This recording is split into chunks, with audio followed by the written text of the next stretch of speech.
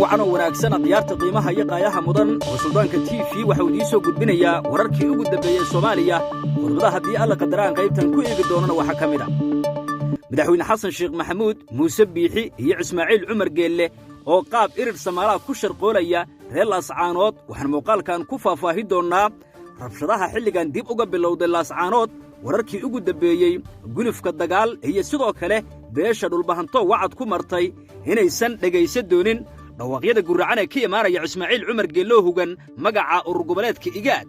waxaan diisoo gudbin doonaa xogo culus oo ku saabsan qorshaha Muuse Biixi uu lacagta ku bixinayo Ismaaciil Cumar Geellena loo adeegsanayo ee ku saabsan in qaab qabiil lagu xalayo Laascaanood loona afqabto beesha dhulbahante beesha Isxaaq colaad iyo sidoo kale warar culus oo ku saabsan xiisadda SSC ayaan diisoo gudbin doonaa taliyaha ciidanka dhulka Soomaaliya General Maxamed Tahliil Biixiyo wacad ku maray inuusan mar kale dhageysan doonin baaqyada ka imaanaya argagixisada Al-Shabaab waxaan diisoo gudbin doonaa taliyaha ciidanka dhulka Soomaaliya wacad ku maray inay cagta mari doonaan Jubbaland hadda ay ka bilaabi doonaan dagaalka Al-Shabaab Biixi miyaa ka daga Kismaayo muuqaalkan ayaan ku faahfaahin doonaa wararkeena kalena waxa kamid ah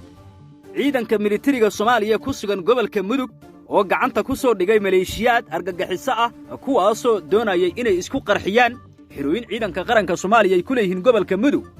iyo sidoo kale kulamo culus oo xilligan ka soconaya filla Soomaaliya madaxweyne Xasan Sheekh Maxamuud oo saraakiil ka mid ah ciidankii Eritrea laga keenay kulamo kula qaata madaxtooyada fariimaha uu dul dhigay iyo sidoo kale qodobada uu kala hadlay ayaan meeshan ku faahfaahin doonaa sheer garay wararkeennu haddii ay soo gaaraan waad mahadsantihiin aynu ku bilowno warkeenna haddaba SSC ayaa mar kale xiisadeedu waxay noqotay mid lagu tijaabinayo dawladnimada Soomaaliya qaabkay u wajahdo ummadda Soomaaliyeed calanka Soomaaliya kor u haya doonaya midnimada Soomaaliya inay ka faa'iideystaan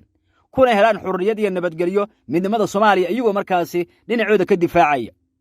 Ismaaciil Cumar Geelle madaxweyne Xasan Sheekh iyo Muuse Biixi ayaa xilligan waxay sameysteen urur kale la yiraahdo irir Soomaali kaasoo ku doonayaan inay ku dhibaateeyaan reer Laascaanood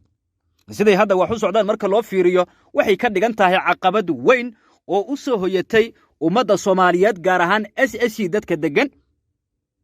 in maanta Ismaaciil Cumar Geelle hogaamiyaha kaligii taliska ah ee Djibouti ka dhigay god baa halagalayn xilligan uu ku dhawaaqo inuu u gacmo qabto beesha dhulbahante beesha Isxaaq waxay ka dhigan tahay go'aan u baahan ummadda Soomaaliyeed inay isha ku hayaan dhegtana ay ka dhageystaan dhawaaqyada ka soo yeeraya ee loo isticmaalayo urur goboleedka Igaad waxa loogu yeero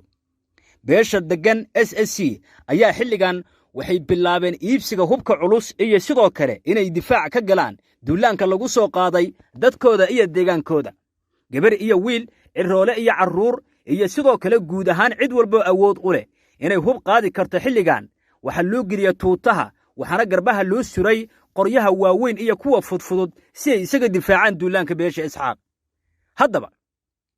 Muuse Biixi Maxamed Kaahin oo ah ururo markaasi horay Soomaaliya u soo dhibaatay ayaa xilligan u xeydxeedanaya inay daadiyaan dhiig Soomaaliyeed iyagoo markaasi huwan Soomaalidiid magaca la yiraahdo Soomaalidiid kuma ahan koonfurta oo kaliya meelaha uu ka jira waqooyina waa ka jira dawladda Soomaaliya ayaa isla lagu tijaabinaya qaabkay u xalisa dadka Soomaaliyeed ee maanta calanka Soomaaliya difaacaya haddii dawladda Soomaaliya gacmaha ay ka laabato kana aamusto Ismaaciil Cumar Geelle la yiraahdo arrimaha Soomaaliya adiga lagu wakiishay waxay ka dhigan tahay fishir iyo foolxumo weyn iyo sidoo kale fadqalada laga abuurayo gudaha Soomaaliya Muuse Biixi madaxweyne Soomaaliyeed ba madaxweyne Somaliland ba soo madaxweyne Djibouti maahan arrimaha Soomaaliya maxaa ka galay maxaa uu faragelinaya shalay haddii Soomaaliya lagu eedeynayay dalal kale inay faragelin ku hayeen maantasa waxay ka dhigan tahay kuwii diriska la ahaa inay ku hayaan faragelin qaawan waa hagaag xiisadda Laascaanood iyo kacdoonka hadda soconaya iyo dibadbax ay dhigayaan shacbigu dib ayaan ka faahfaahin doonaa dhinaca kale sida ay sheegayaan warar kala duwan oo helaya Suudaanka TV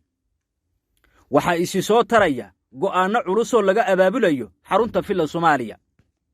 madaxweynaha Soomaaliya Xasan Sheekh Maxamuud wuxuu saacadihii la soo dhaafay la kulmay saraakiil ka mid ah ciidankii laga keenay Eritrea xogtu waxay sheegaysaa kacdoon iyo gadood inay muujinayaan kuwa ku haray xariyaha kuwa baxsada mooyaane kuwa xariyaha ku jira ayaa la soo warinayaa in laga cabsi qaba iyaguna gadoodkooda haddii xal loo waayo inay ka baxsadaan xeryaha ay ku jiraan. dood xooggan ayaa ka taagan gudaha magaalada muqdisho. madaxweyne xasan sheekh waxa uu kala hadlay qodobo ay ka mid yihiin inay isdejiyaan diyaarna u noqdaan difaaca dalkeenna hooyo iyo sidoo kale duulaanka argagixisada.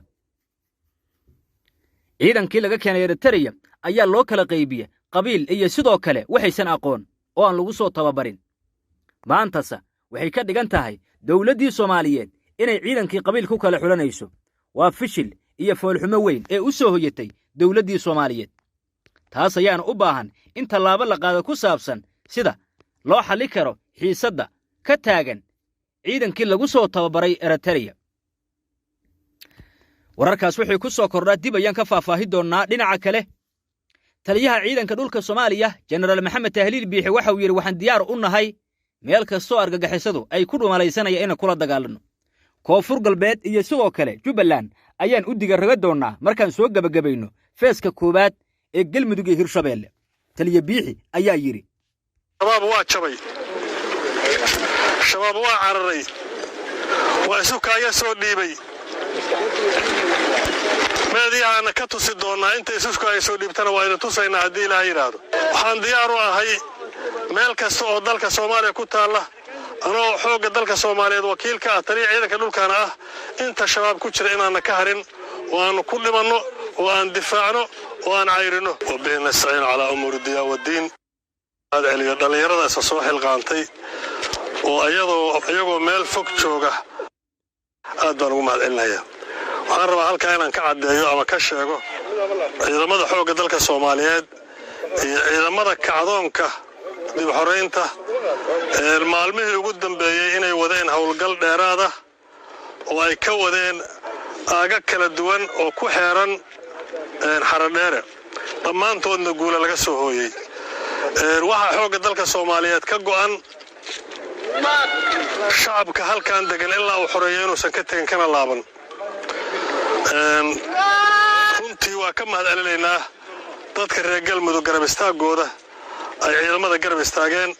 ama xoolaha u keeneen ama dadka iyo hubka ay u keeneen baa ka muhiimsan wax walba ay la garab istaageenna waa uga mahadcelinaynaa. madaxweynaha maamul goboleedka galmudug mudane axmed cabdi kaariye asna waa uga mahadcelinaynaa juhdiga badan oo uu geliyey xoreynta galmudug. waxaana rabnaa inaan shacabka u sheegno reer galmudug shabaab waa jabay, shabaab waa cararay, waa isu kaaya soo dhiibay. meediyahaana ka tusi doonnaa inta isusku ay soo dhiibtana waa idin tusaynaa haddii ilaaha yidhaahdo. xalay ayagaa islaayay oo nin baa tuulo cadaad ay nin uga dileen ilaa 7 ninna waa ka soo goosatay. shabaab waa jabay. sida nafta hurnimada ah oo shacabka reer galmudug ay ugu diyaar garoobeen howlgalkan shabaabna uga soo horjeesteen rabaanna inay shabaab waddankooda uga kaco aad baan uga mahadcelinaynaa. wax yar baa noo haray hal hinqashaan noo hartay oo galmudug oo dhan aan ku xorayna haddii ilaaha yidhaahdo kadibna u soo jeesanno dalka intiisa kaleeto. anuu xaradheere noloshaydii howlgalkaanaan u imid.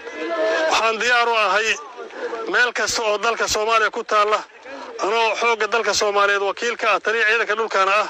inta shabaab ku jira inaanna ka harin oo aanu ku dhimanno oo aan difaacno oo aan cayrino. dadka weli baqahaya